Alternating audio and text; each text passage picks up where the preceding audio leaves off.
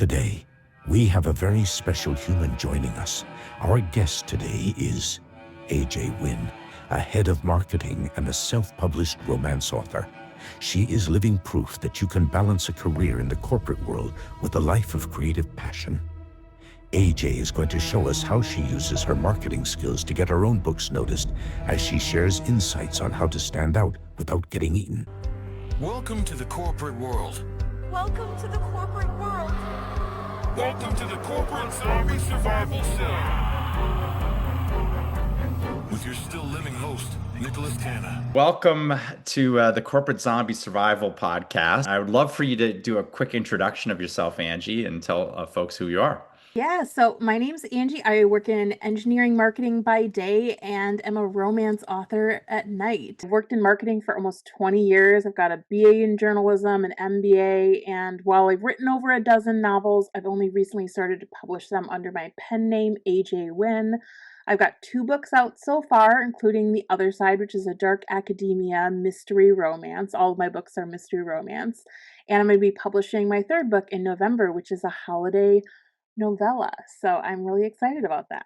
What was your initial gut reaction to the idea of applying the zombie apocalypse rules to the world of marketing today? My gut reaction was that in a way they're a bit of the same thing. What's required to survive a zombie apocalypse and our dynamic marketing environment is the same. It's adaptability and, as you put it, resourcefulness as well. Break down the differences a little bit here because often people get confused between what is publicity, what is marketing, what is sales, right? And I kind of liken the publicity to sending out smoke signals, maybe leaving trail of water. And then the sales to, like, once they get there, it's the community pitch, okay, this is, we have security around the Fort Patrol. This is our food source. Why would you ever go anywhere else, right? You're safe here. So what is your take on kind of that metaphor in terms of real life, how they distinguish themselves and how they kind of blur? Sure. So I'm right there with you. I think for me, marketing is more of the overall umbrella topic, and then publicity and sales kind of jut off of there in a certain way. So for me, marketing, and bear with me on this definition, it's a strategic process where you need to understand your audience, build a relationship with them through consistent, intentional messaging. Ideally, you're doing it across multiple channels or platforms with the goal of creating awareness, generating interest, developing brand loyalty, and eventually guiding people towards action. Maybe it's that sale. So whether it's buying a product, a service, reading a book, or engaging with your brand. So publicity is part of that. It's a marketing channel under that larger umbrella. Publicity is interesting because I feel like we think of it more as like press releases perhaps that go out, but the actual definition is a little bit more external. It's typically reactive and it's usually outside of your control. So you think about like news articles that are written about you or reviews for your book. So you plan marketing, but publicity is what you actually hope to attract. And it's done externally. And then a sale is going to be an action that's been taken because of the marketing strategy that you've put in place. So ideally, your marketing would generate that revenue to come back in. Where do you tend to spend your time? Where do you gravitate towards?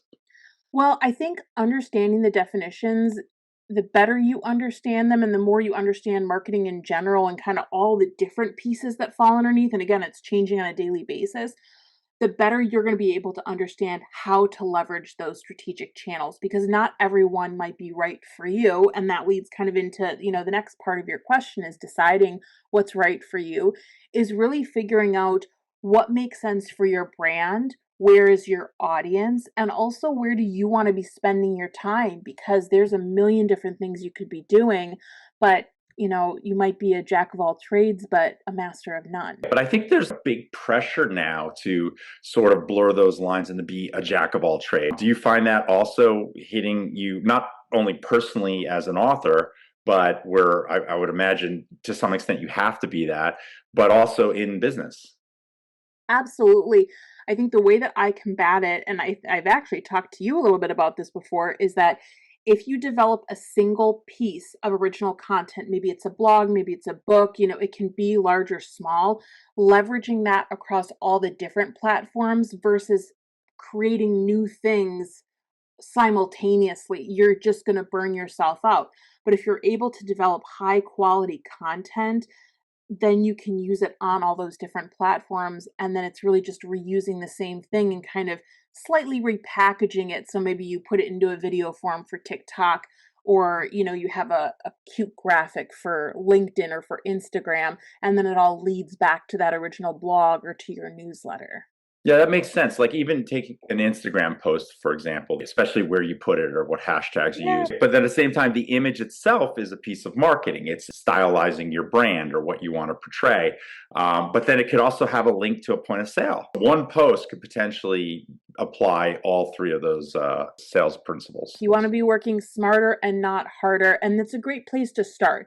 If you've got a team of people that can create a bunch of new content for you, fantastic. But I feel like most people are going to be starting from a much lower threshold. So just keep it a little bit more reasonable within your means, and using one piece of original content across those different platforms is a great way to do that. Another aspect of corporate zombie survival is adaptability and resourcefulness. You have to be able to adapt instantly to new threats and constantly changing terrain, right? Marketing world, we see new platforms, algorithms, and consumer behaviors emerge all the time. Can you share an example from your corporate marketing experience where rapid adaptability was absolutely crucial for a campaign or brand survival? For sure. So the industry that I work in for my day job is really traditional. It relies very heavily on interpersonal relationships. We're talking very large, substantial orders here. So those in-person meetings are really necessary to close those large deals. Overnight, as with a lot of industries, COVID completely changed how we had to do business. We were no longer able to send salespeople to those really high target customers that we had. And so we had to change to a lot of things online. And in order to bring in new business or to educate people or have them learn about the technology that we're selling, we had to completely pivot over to digital marketing. We already had a lot of stuff there, but we had to move everything over into that basket. And so the way that we did that is we really took a look at what are our customer pain points, and that's what we focused on in providing them solutions with that additional marketing that we were doing to them, so that they saw us as a solutions provider and as their ally. We were coming to them with a way to help them get through their supply chain issues, or whatever other COVID issues they were having, that we could help them. It was important for our brand to do that. Oh, that makes sense. And from the indie author perspective now, going back Mhm. to that, Yeah. when resources are scarce, like scavenging for supplies in a wasteland, or you have to be incredibly resourceful. So, what are some of your survival hacks, your top survival hacks or low budget marketing strategies that self published authors or even small businesses can use to make a big impact without a huge budget? You're gonna hate to hear it, and I'm sure some of your listeners will too, but it's gotta be social media. It might feel like you're screaming into a void, but if you find and connect with the right people, especially those niche groups, in the far corners of the internet, you're gonna be absolutely shocked at how far a well-run social media account can go. You don't need to pay for advertising or boost posts. You simply need to figure out where your people are and create content that appeals to them in an authentic way. And it's what we talked about before as well, that you don't have to do it all. You just have to figure out where that sweet spot for you is. What are some of the biggest communication breakdowns you've seen brands making that could be fatal? I think the biggest thing by far is brands forgetting who their audience is. The most important thing is knowing and understanding your audience. Who are they? What online spaces do they utilize? What do they need? What are their pain points? What are their expectations? How can you help to make their lives easier? Brands get too caught up in tradition, what they've always done, aesthetics, or even getting caught up in what their competitors are doing, and they lose sight of what's most important. You're providing a good or a service, and you have to find a way to align with your customers' needs and expectations so that they'll better receive your brand and want to buy your product, especially because in this day and age in our marketplace, they likely can buy it from multiple places. So you have to give them a reason to want to buy it from you. And so if you put them at the forefront, they're going to feel valued and they're going to want to come back. Yeah, it's really interesting because we're pushing towards data-driven analytics for everything. What that doesn't necessarily capture, it's trying to emulate or mimic is emotions, right? And the emotional experience of human beings and how people feel. In customer relationship management, when it comes down to if you're selling a product or service, you're selling to people, right? Not machines. And so that approach to really understanding your customer through clear messaging makes sense. But also, to take it a step further, is building a loyal tribe or community is essential for long-term survival in a zombie apocalypse, sort of building your brand audience. How do you approach fostering that dedicated community around brand, and what lessons from building your author platform can you share about cultivating that strong, almost familiar connection with your audience? Yeah, if your listeners leave with nothing else, it's this one word: authenticity. It is a game changer. People can smell it when you're inauthentic from a mile away. The good news is that by putting your audience first, which is, what I feel like we need to do, it lends itself to developing an authentic brand. So if you can cultivate an authentic brand that genuinely strives to connect and help your customer, they're going to continue to come back to you time and time again. And even better, they're going to spread the word on your behalf, telling other people that they feel connected to your brand, and that word of mouth is invaluable. And for personal brands, it means being true to yourself and really believing in what you're putting out there, what you're selling. So for my writing, for instance, I write for myself first and foremost. If nobody buys my book, I'm perfectly fine with it living on my shelf and my mom's shelf. That works great for me. And I try to work on building my author brand with kindness and really showcasing the love for the romance genre that I have, because I'm also a voracious reader myself. And I do that by uplifting other authors in the genre, because that's the best way that I can to kind of uplift the community, because a rising tide raises all boats. Yeah, that makes a lot of sense, especially if it's something so personal like your stories, right? And I would Yeah. think at the base of romance writing, it's connection, right? I guess that would get a little bit more difficult if you're marketing a product or service maybe you don't get behind or you don't believe in so much. So how would someone working in business, maybe if it's not necessarily the product for them, but it's their job, how do they translate that to being good at marketing? So it's back to exactly what I've been saying. You have to put yourself in your customer's shoes. So they could be exactly selling something that you have no intention of buying, that you are not the customer for, but you have to put yourself in your customer's shoes. Why are they buying it? What do they need it for? Again, what are those pain points for them that you can help alleviate? What are the problems going to be before, during, and after the purchasing process? How can you help them with that and make things easier for them? How can you educate them on it? Because I work in a really technical space, a lot of the marketing we do are actually like primer content where we're teaching them about new technologies, so that eventually, years down the line, when they're ready to actually purchase on those things because they're finally to market after being developed, they're like, well, I trust this brand because they've been telling me about this new technology for years and I've been learning about it from their engineers and their writing. That makes sense. So I often sometimes break corporate zombies into two extreme sides of the spectrum, right? And those would be the sleepers who are a little bit apathetic and slow to move on something, and berserkers who will just toss the cart down the hill in order to win the race, not worrying about the people involved or the horses getting broken legs.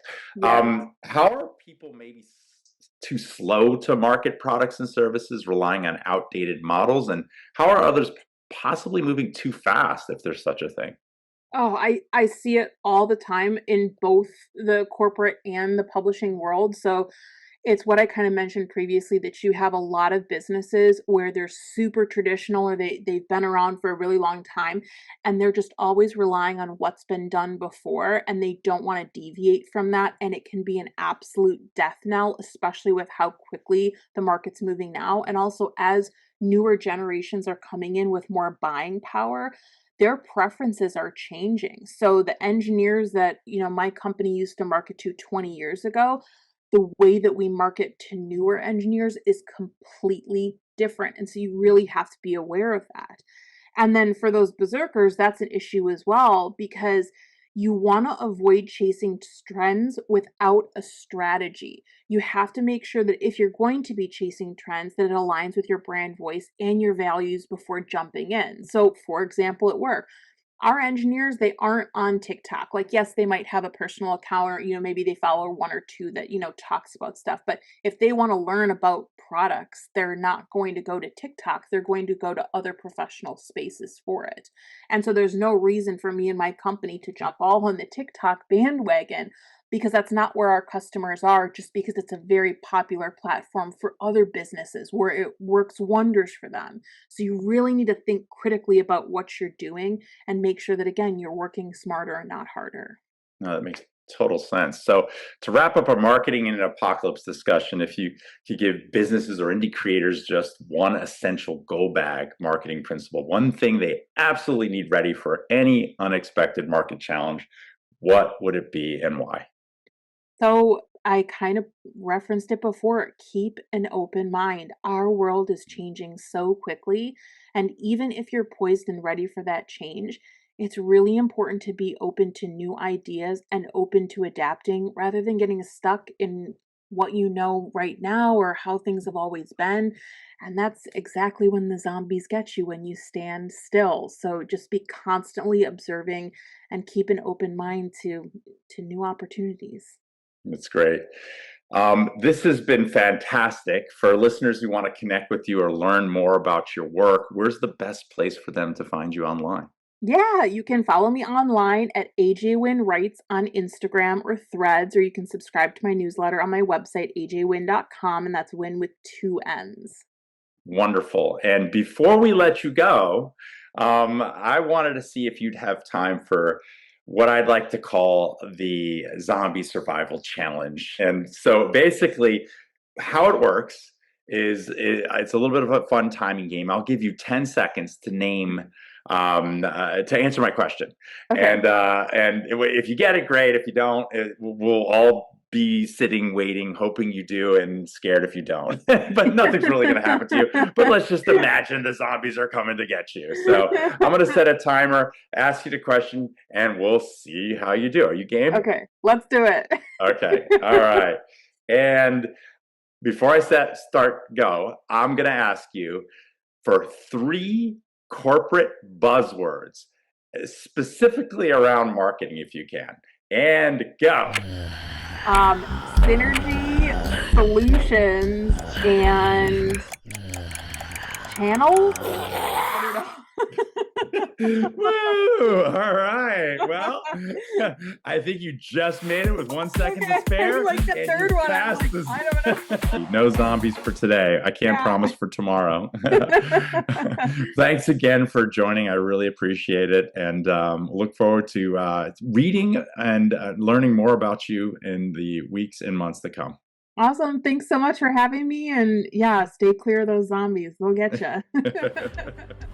Today's show was brought to you by Smart Media LLC, putting the art in smart programming. For more on other shows, go to smartmediallc.com. And to keep your human side alive, visit us at corporatezombiesurvival.com. Join our free newsletter. And if you have a story to tell, a product you'd like to advertise, or want to become a sponsor, reach out to us there. Until next time, stay conscious, stay human, stay alive.